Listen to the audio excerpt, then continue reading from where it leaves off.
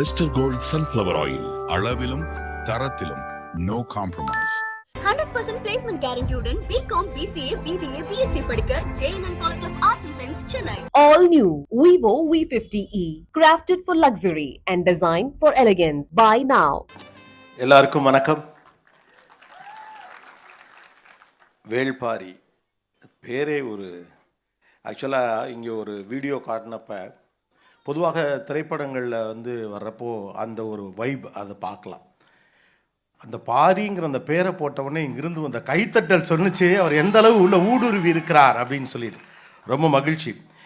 ஒரு எழுத்தாளர் எந்த அளவு டெடிக்கேட்டடாக இருக்க முடியும் அப்படிங்கிறது, தமிழ் எழுத்தாளர்கள் பெரும்பாலும் டெடிக்கேட்டடாக தங்களுடைய பணிகளை செய்யக்கூடியவர்கள். 7 ஆண்டுகள் தொடர்ச்சியாக ஆய்வு செய்திருக்கிறார் சு. வெங்கடேசன் அவர்கள். அதையும் தாண்டி மேற்கு தொடர்ச்சி மலைகள் 20 ஆண்டுகள் 25 ஆண்டுகள் தொடர்ச்சியாக அதோடு தொடர்பு இருந்து இயற்கையோடு கூடிய வாழ்வு எப்படி இருந்தது என்பதை உள்வாங்கி கொண்டிருக்கிறார். இந்த புத்தகத்தில் இருக்கக்கூடிய ஆக்சுவலாக கடந்த 2 நாளாகவே மண்டையில் இதான் ஓடிக்கிட்டே இருந்துச்சு. அப்புறம் தான் ரொம்ப சந்தோஷமாக இருந்துச்சு. உள்ளே உட்காந்து பேசிட்டு இருந்தப்போ தான் சங்கர் சாரே சொன்னார், 2 நாளாக இதுதான் என் மண்டையில் ஓடிக்கிட்டே இருக்கு. சங்கர் சாருக்கு ரொம்ப நாளாக இதான் என் மண்டையில் ஓடிக்கிட்டே இருக்கும். அதனால் ஸோ என்ன பேசுகிறது, எதை பேசுகிறது, உள்ளே போனால் இதை பேசுவோம், அப்புறம் பார்த்தா இல்லை இதை பேசுவோம், அப்புறம் போனால் இதை பேசுவோம், அப்புறம் தான் தெரிஞ்சு எல்லாத்தையெல்லாம் பேசலாம் முடியாது, ஏதோ 4 விஷயம் பேசலாம் அவ்வளோதான். வந்தால் உள்ள ரஜினி சார் உட்காந்துருக்காரு. அடிக்கடி எப்போதாவது சந்திக்கிற போது பார்க்குற போது சொல்லுவார், நீங்கள் பேசுகிறதெல்லாம் நான் பார்த்துருக்கேன் கோபி, ரொம்ப நல்லா இருக்குது அப்படின்னு. அப்போல்லாம் ரொம்ப சந்தோஷமாக இருக்கும். ஆனால் அவர் பார்க்குறப்ப பேசுகிறதுங்கிறது பதட்டமாக இருக்குது. ஒரு குறிஞ்சி நிலத்தினுடைய ஓவராலாக சு. வெங்கடேசன் அவர்களை நான் இந்த இடத்துல எப்படி பார்க்குறேன்னா, ஒரு டூரிஸ்ட் கைடாக ஒரு இடத்துல ஒரு ஒர்க் பண்ணுற மாதிரி ஃபீல் ஆகும். பாரியின் கைகளை பிடித்து கொண்டு கபிலரும், கபிலரின் கைகளை பிடித்து கொண்டு பாரியும் நடக்கக்கூடிய அந்த குறிஞ்சி காடுகளில், மலைமுகடுகளில் கூடவே இருவரின் கைகளையும் பிடித்து கொண்டே நடக்கிறார் சு. வெங்கடேசன். போதாக்குறைக்கு அத்தனை பேரையும் கூடவே அழைத்து செல்கிறார். இதுதான் அந்த பாம்பு. இந்த பாம்புக்கு ஒன்று இருக்கிறது. இதுதான் அந்த கொல்லி விதை. மீன் வேண்டுமா சொல், மயக்கம் வேணுங்கிறத மட்டும் எடுத்துப்போம், மீதி எல்லாம் மயக்கம் தெளிஞ்சோடனே தானாக உள்ளே போயிடும். அப்படி ஒவ்வொரு கதாபாத்திரத்துக்கும் ஒவ்வொன்று. சில நேரங்களில் ஒரு குழந்தையிடம் கதை சொல்லும் அப்பாவை போல இருக்கிறது அவருடைய எழுத்து.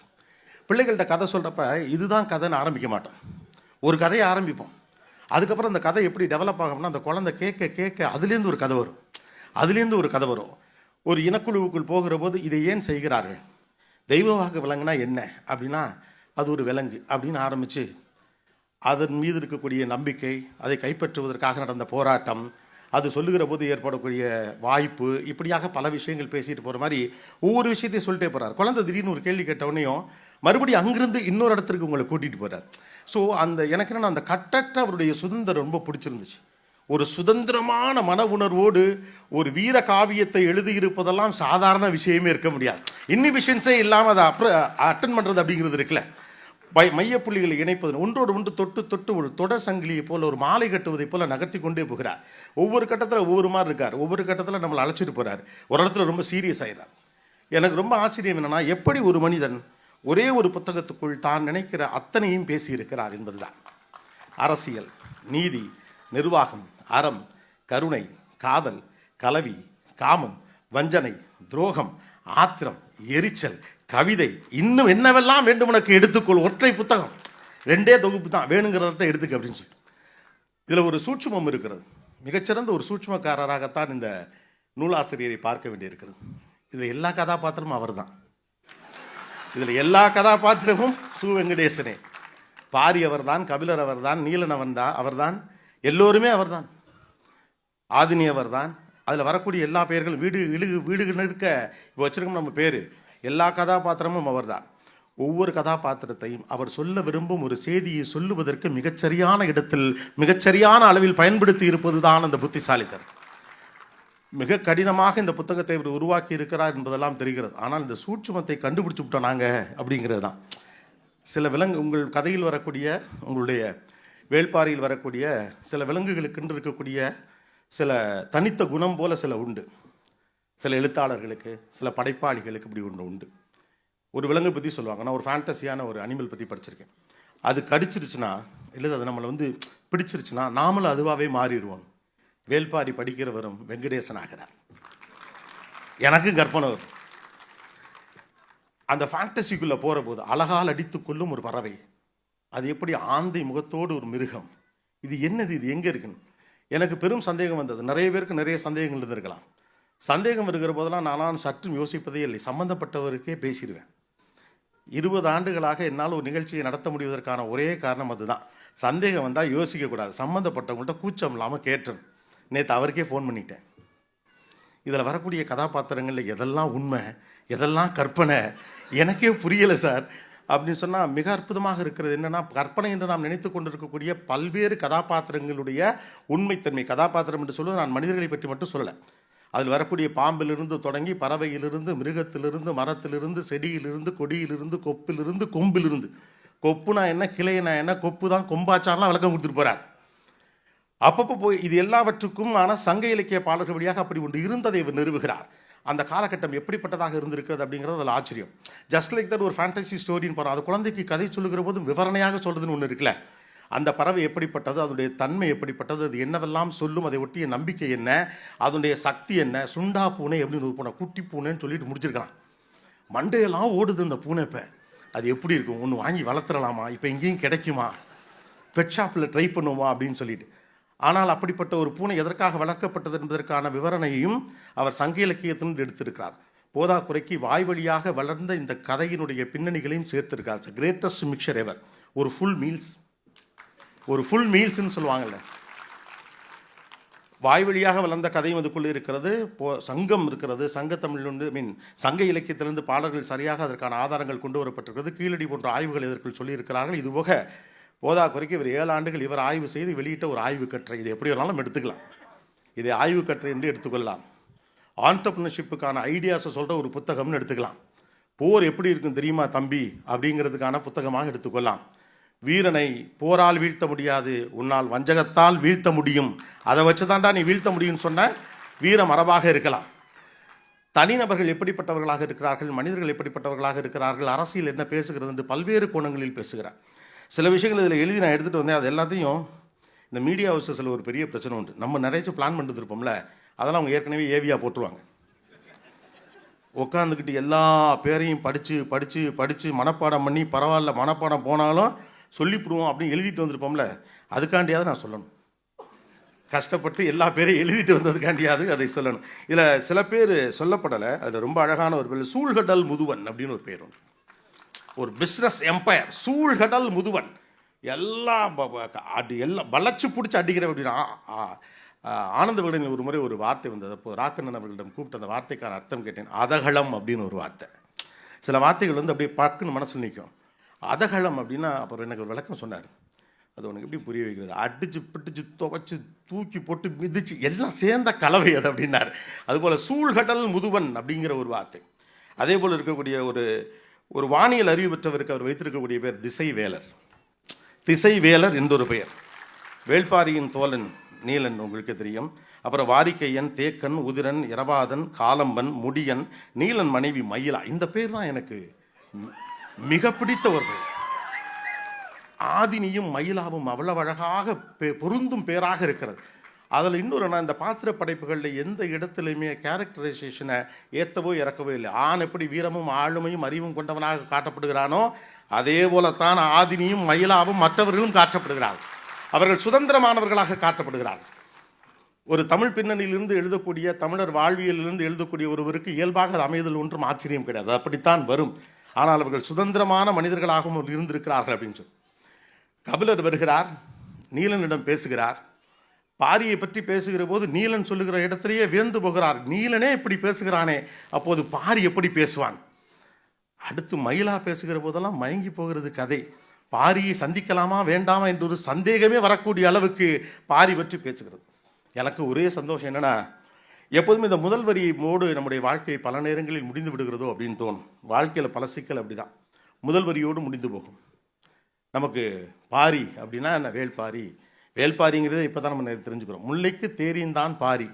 இந்த ஒத்த வரியை 2 மார்க்குக்காக படித்த இடத்துல, இந்த ஒத்த வரியை 2 மார்க்குக்காக படித்த இடத்துல, அவன் கருணை மட்டும் கொண்டவன் அல்ல, அவன் ஒரு மாவீரன். இயற்கையின் மீது அன்பின் மீதும் அவ்வளவு கொண்டவன்.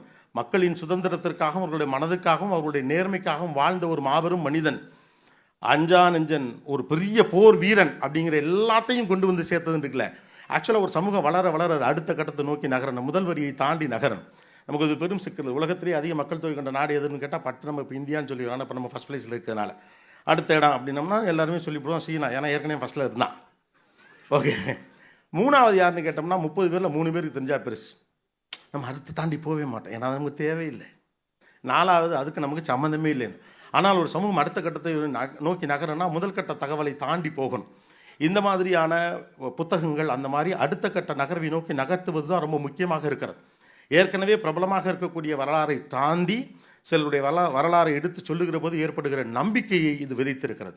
பாரி என்பது பெயர் அல்ல, அது ஒரு நம்பிக்கை, அது ஒரு குறியீடு, அது ஒரு அடையாளம், அறத்தின் அடையாளம், அன்பின் அடையாளம், இயற்கை என்னும் கொடையை எப்படி பயன்படுத்த வேண்டும் என்ற ஒரு நெறிக்கான ஒரு அடையாளம்.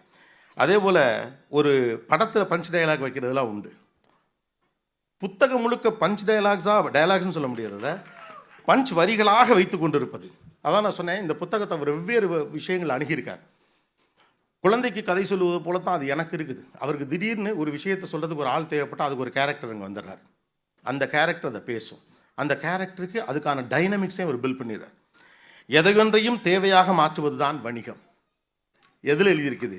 வரலாறு பேசுகிற ஒரு புத்தகத்துக்குள்ளே இருக்கிற வார்த்தை எதையொன்றையும் தேவையாக மாற்றுவது தான் வணிகம்.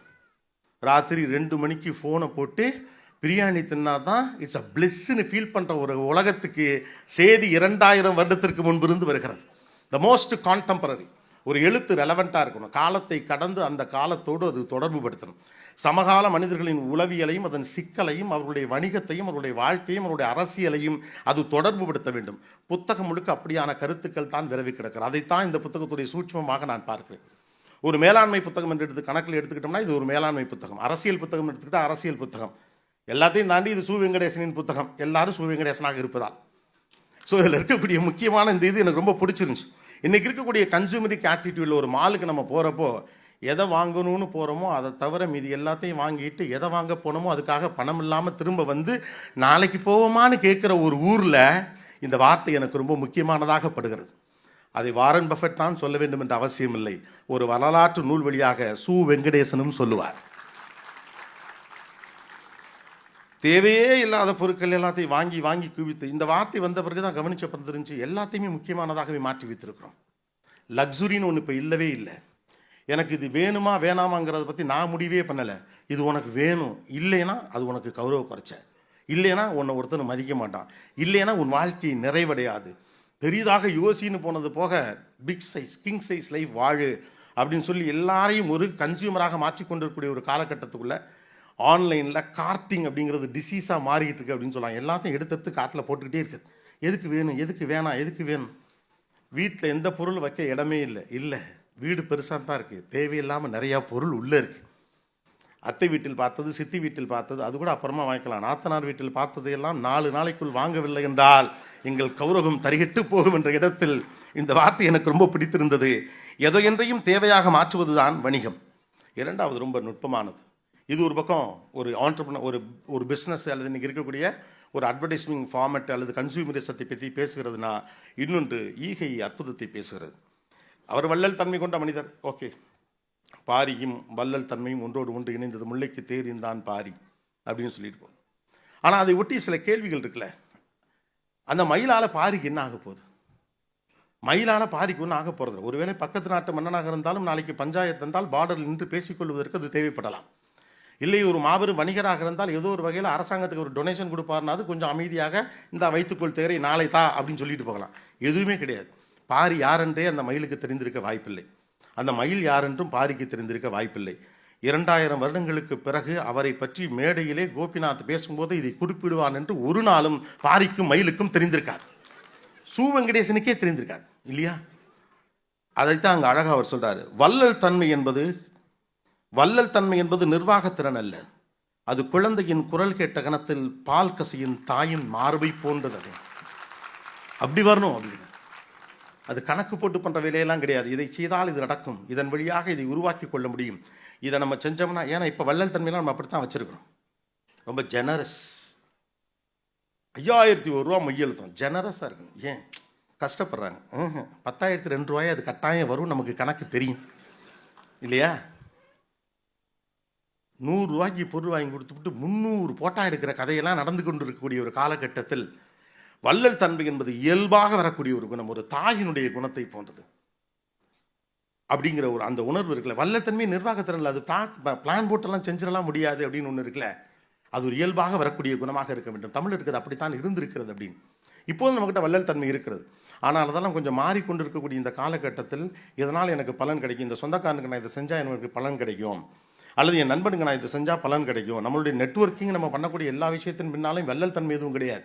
எல்லாமே இன்றைக்கி ஒன்று செஞ்சால் நாளைக்கு நமக்கு கிடைக்கும், 1 போட்டால் 2 கிடைக்குமா, 2 போட்டால் 4 கிடைக்குமாங்கிற கணக்கு நடந்து கொண்டு இருக்கக்கூடிய காலகட்டத்தில் வள்ளல் தன்மைக்கான ஒரு டெஃபினேஷன் இதன் வழியாக சொன்னது போல தெரிகிறது. தான் நம்ம இதில் ஏற்கனவே பல வார்த்தைகள் இருக்குது. இடது கை கொடுக்கிறது என்ன, வலது கை கொடுப்பது இடது கைக்கு தெரியக்கூடாது அப்படின்னா பல வார்த்தைகள் இருந்தாலும் கூட எனக்கு ரொம்ப நுட்பமான விஷயமாக தெரிந்தது. 3வது, தீமையை கனப்பொழுதில் மாற்ற முடிகிற வல்லமை வார்த்தைகளுக்கு உண்டு. அடே அப்பா, எனக்கு அது ரொம்ப பர்சனலாக கனெக்ட் ஆச்சு. நிறைய வார்த்தைகளை கோர்த்து ஒரு நிகழ்ச்சியை நடத்தும் வேலை எனக்கு உண்டு. வார்த்தைகள் எவ்வளவு வலிமையானது என்று நான் அறிவேன். ஒரு நீயான நிகழ்ச்சியில் ஒரு அம்மா சொன்னாங்க, உங்களை நெகிழ வைத்த வார்த்தை அது, எந்த வார்த்தையை கேட்டுப்போட்டு நீங்கள் கண்ணீர் விட்டு அழுதீர்கள் அப்படின்னு கேட்டப்போ அவங்க சொன்னாங்க, நான் ஒரு பகுதியில் குடியிருந்தேன், எதிர் வீட்டில் ஒரு அம்மா இருப்பார், எப்போதாவது பார்க்கிற போது புன்னகைக்கக்கூடிய ஒருவர், அவ்வளவுதான். நானும் என்னுடைய அப்பாவும் மட்டும் இருந்தோம். திடீரென்று ஒரு நாள் அப்பா இறந்து போகிறார். அந்த பொண்ணுக்கு என்ன செய்யறதுன்னு தெரில, அப்படியே உட்காந்துருக்காங்க. அப்பா இறந்துட்டார். என்ன செய்கிறது, யாரை அணுகிறது ஒன்றுமே தெரியல. ஏதோ ஒன்று தெரியுது, பிரச்சனை இருக்குன்னு தெரிஞ்சு எதிர்த்த வீட்டிலேருந்து அந்த அம்மா வராங்க. அது வரைக்கும் 2 பேர் பேசிக்கிட்டு கிடையாது, முகமன் மட்டும் தான் சும்மா பார்ப்பாங்க. அவ்வளவு அவங்கள பார்த்தோன்னே இவங்க கட்டி பிடிச்சி அழறாங்க. எனக்கு என்ன செய்யணுன்னே தெரியலன்னு சொன்னப்போ அந்த அம்மா சொன்னாங்களாம், கவலைப்படாத நான் பார்த்துக்கிறேன் அப்படின்னு. அவ்வளோதான், ஒத்த வார்த்தை. கவலைப்படாத நான் பார்த்துக்கிறேங்கிற அந்த ஒத்த வார்த்தையை 10 ஆண்டுகளுக்கு பிறகு ஒரு நிகழ்ச்சியில் சொல்லுகிறாங்க. Word as a character, word as an emotion. பல உறவுகள் பிரிந்தது வார்த்தைகளில் தான், பல மன்னிப்புகள் நடந்தது வார்த்தைகளில் தான். மிகப்பெரிய விளக்கங்கள் கொடுத்த பிறகுலாம் நடந்த மன்னிப்பை விட தெரியாமல் செஞ்சிட்டேன் சார் சொன்ன ஒத்த வார்த்தைக்காக மன்னிச்சவன் தான் கோடி பேர். தெரியாமல் செஞ்சிட்டேன்னு சொல்கிறவனை என்னடா பண்ணுறது, தெரியாமல் செஞ்சிட்டேங்கிறதுக்கு அவ்வளோ பெரிய பலி இருக்கு. என்னை மன்னிச்சிருங்கன்னு சொல்கிறதுக்கு அவ்வளோ பெரிய வார்த்தை இருக்குது. வார்த்தைகளுக்கு வலிமை உண்டு, அதுவும் தமிழினுடைய வார்த்தைகளுக்கு கேரக்டரே உண்டு. கோபங்கிற வார்த்தையை நீங்கள் சாந்தமாக சொல்லவே முடியாது. ஆத்திரம் வருது அப்படின்னு தான் சொல்ல முடியும். கத்தாரா அப்படிங்கிறது கத்தி தான் சொல்லுவாங்க. கவனிச்சிருக்கீங்களா இல்லையா? அமைதியாரு, சொல்லிலே அமைதியாயிருவோம். ரகசியம் பேசல, ரகசியம் ஒரு விஷயம் ரகசியமாக சொல்கிறேன், மைக்கில் சொல்லி மெதுவாக பேசுவாங்க. கவனிச்சிருக்கீங்களா? Word as a character. ஒரு தீமையை மாற்றக்கூடிய, கனப்பொழுதில் மாற்றக்கூடிய வல்லமை வார்த்தைகளுக்கு உண்டு. ஒரு ஆட்டோக்கார அண்ணன் வராரு, நம்ம 2 வீலரில் ஒருத்தர் போகிறோம், படக்குன்னு மோதுறோம்.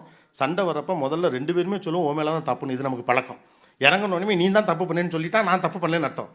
ஆனால் அந்த கோபத்தில் நீங்கள் இறங்குறப்ப டக்குன்னு அந்த 2 வீலரில் வர தம்பி, அண்ணே சாரினேன்னு ஒத்த வார்த்தை சொன்னால் சரி போப்பா அப்படின்னு முடிஞ்சு போச்சு. ஒரே வார்த்தை தான். அவர் யாருன்னு எனக்கு தெரியாது, நான் இறங்கையில் ஒரு 2 அடி அடிக்கணும்னு நினச்சி கூட இறங்கியிருப்பார் அவர். ஒத்த வார்த்தை தான். 10 ஆண்டுகளாக விரோதம், 15 ஆண்டுகளாக பேச்சுவார்த்தை இல்லை. ஏதோ ஒரு கல்யாண வீட்டில் புது நிகழ்ச்சியில் 2 குடும்பமும் சந்திக்கிறது. நீ சத்தா நான் வரமாட்டேன், நான் சத்தா நீ வரக்கூடாதுன்னு சொல்லக்கூடிய ஒரு வாழ்க்கை முறைக்குள் சண்டைக்குள் இருந்த குடும்பம். 2 பேருக்கு நேருங்க தான் சந்திச்சு விட்டாங்க. என்ன பண்ணுறதுன்னு தெரியல. இந்த பக்கத்தில் இருக்கவர் அவர் எப்படி எதிர்கொள்றதுன்னு தெரியாமல் நல்லா இருக்கியான்னு ஒரு வார்த்தை கேட்டுவிட்டார். அவ்வளோதான். கட் பண்ணோம்னா பந்தியில் 2 பேரும் கறிச்சோறு சாப்பிட்டுட்டு இருக்காங்க. ஆமாம், 15 வருஷத்துக்கு முன்னால் நம்ம எதுக்குடா சண்டை போட்டோம்?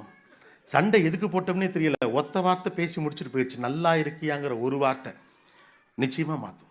தீமையை கனப்பொழுதில் மாற்ற முடிகிற வல்லமை வார்த்தைகளுக்கு உண்டு அப்படிங்கிற அந்த பஞ்ச் டயலாக் அப்படின்னு தான் நான் சொல்லுவேன். அது எனக்கு ரொம்ப பிடிச்சிருந்தது. அதே போல் மண் என்பது போரால் கிடைக்கும், மனம் என்பது உயிரால் தான். உங்கள் அதிகாரத்தின் வழியாக நீங்கள் ஒன்றை எக்ஸிக்யூட் பண்ணிட முடியும். ஆனால் மக்களின் மனதை வெல்வதுதான் உலகத்தின் ஆகப்பெரிய அதிகாரம். ஒரு போருக்கான, ஒரு அரசியலுக்கான, ஒரு நீதிக்கான, ஒரு அறத்துக்கான ஒரு கூற்றை சொல்லுதல் ஒன்று இருக்குல்ல. மண் என்பது போரால் கிடைக்கும், மனம் என்பது உயிரால் தான். மனிதனுடைய மனத்தை வெல்லுவது தான் அது. அது கம்பெனியாக இருந்தாலும் சரி, மீடியாவாக இருந்தாலும் சரி, அரசியலாக இருந்தாலும் சரி, எதுவாக இருந்தாலும் சரிதான். நீங்கள் ஃபோர்ஸ் பண்ணி ஒருத்தர் வேலையை வாங்கிடலாம், ஆனால் இன்வால்மெண்ட் உங்களால் ஒரு நாள் வாங்கிடவே முடியாது. உங்கள் கையில் அதிகாரம் இருக்கிற காரணத்தினால் இதை செய் நீ என்று உத்தரவிட்டு விடலாம், அந்த வேலையும் கூட நடந்து விடலாம். ஆனால் அது முழு மனதோடு நடந்ததா என்ற ஒரு மிகப்பெரிய கேள்வி இருக்கிறது. இப்படி வழிநடுக போய்கொண்டே இருக்கிறது. ஒவ்வொரு கட்டத்திலும் ஒவ்வொன்றை சொல்லிக்கொண்டே இருக்கிறார். இப்போ 4 டைமென்ஷன்லாம் எடுத்ததுக்கான காரணம், ஒன்று போரை பேசுகிறது, இன்னொன்று வாழ்வியலை பேசுகிறது, இன்னொன்று வணிகத்தை பற்றி பேசுகிறது, இன்னொன்று சமகாலத்தை பற்றி பேசுகிறது. எல்லாமே ரெலவெண்ட்டாக இருக்குது. அதனால தான் நான் சொன்னேன், இவர் பாரியின் கையையும் கபிலரின் கையையும் பிடித்து கொண்டு கூடவே நம்மையும் அழைத்து கொண்டே போகிறார். பின்னால் போகிற ஒவ்வொருவரும் அதுக்குள்ளே போகிறோம். காடு மலையெல்லாம் ஏறி இறங்குகிறார் சு வெங்கடேசன். கூடவே நம்மை அழைத்து கொண்டு போகிறார். ஆனால் சற்றும் களைப்பாக இல்லை. புத்தகத்தை மூடி வைக்க மனசே வரவில்லை. எனக்கு இந்த புத்தகம் பரிசாக கிடைத்தது. ஒரு புத்தக கண்காட்சியில் பேச போன போது இந்த 2 தொகுப்பையும் என்னிடம் கொடுத்தாரு. நான் போட்டோக்கு போஸ்ட் கொடுக்கல, இப்படி பிடிச்சி படக்கு முடி கீழே போயிட்டேன். என்னடா இவ்வளோ வெயிட்டாக இருக்குது இந்த ஒரு புத்தகம் அப்படின்ட்டு.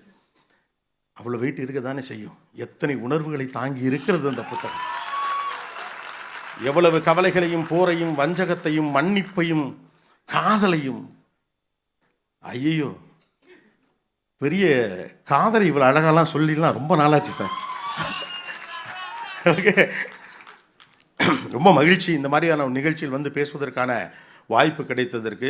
மற்றவர்களும் பேசுவதற்கான எனக்கு ஒரு 20 நிமிடம் கொடுத்துருந்தாங்க. ஸோ அதனால் இதோட இந்த இடத்துக்கு வரணும்னு. பட் எனக்கு ரொம்ப மகிழ்ச்சியான விஷயம் இதோடைய ஓவியங்கள். ஐயா மணியன் செல்வம் அவர்களுக்கு உண்மையிலேயே, ஏன்னா இனிமே என்ன வேணாலும் வரட்டும், ஏஐ வரட்டும், இதெல்லாம் வரட்டும், இந்த ஸ்ட்ரோக்கை யாராலையும் கொண்டு வர முடியுமான்னு எனக்கு தெரியல. கண் முன்னால் வந்து நிற்கிறாள் ஆதினி. ஒவ்வொருத்தரும் கண் முன்னால் வராங்க. பாரி அந்த லுக் அண்ட் ஃபீல் பாருங்க. இவர் எப்படி இருப்பார்னு எப்படி இது பண்ண முடியும்? இது எல்லாவற்றையும் விட ஒன்று என்னென்னா, தான் உணர்ந்த ஒன்றை, தான் நேசிக்கிற ஒன்றை, தான் நம்புகிற ஒன்றை, தான் பார்த்த ஒன்றை, தன்னுடைய கற்பனையெல்லாம் தாண்டிய ஒன்றை, தன்னுடைய கட்டற்ற சுதந்திரமான கற்பனையால் கிடைத்த உணர்வையும் தகிப்பையும் அந்த வாந்த தன்னுடைய வாசகனுக்கு கொண்டு போய் சேர்ப்பது என்பது ஒரு எழுத்தானக்கு எளிதான விஷயம் அல்ல. அது மிக இயல்பாக வாய்த்திருக்கிறது சு வெங்கடேசன் அவர்களுக்கு. வாழ்த்துக்கள் சார். பாரியின் வாசகர்களுக்கு நன்றியும் வாழ்த்துக்களும். நன்றி. மிஸ்டர் கோல்ட் சன்ஃப்ளவர் ஆயில், அளவிலும் தரத்திலும் நோ காம்ப்ரமைஸ். 100% placement guarantee-உடன் BCom, BCA, BBA, BSc படிக்க JNN College of Arts and Science, Chennai. All new Vivo V50e. Crafted for luxury and designed for elegance. Buy now.